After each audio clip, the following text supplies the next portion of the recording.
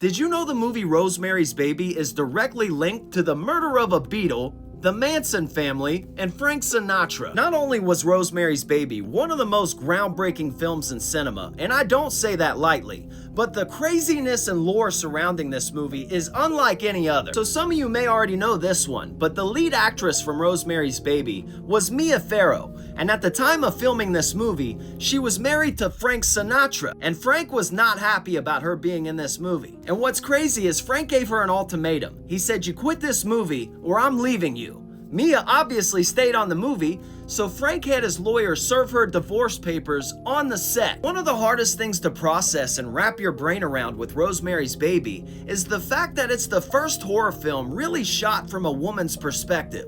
She's trying to be a perfect wife, she has a husband who is doing her wrong, overbearing neighbors, a doctor who is lying to her, and the whole time you are empathizing with her. But the fact that this movie was made by a piece of shit who assaults women, it's hard for me to process. Actually, scratch that. Not women, children.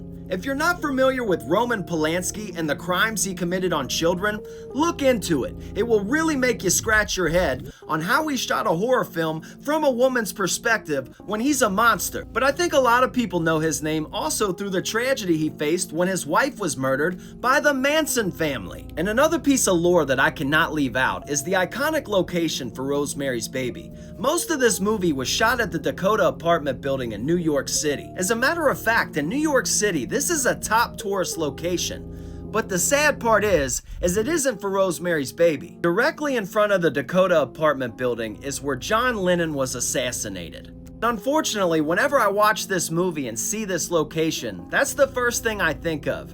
It's like watching an old movie and seeing the Twin Towers. I mean, you don't want to think about it, but that's the first thing, unfortunately, you think of. I actually just uploaded a brand new episode of the podcast going into all of these details around Rosemary's Baby.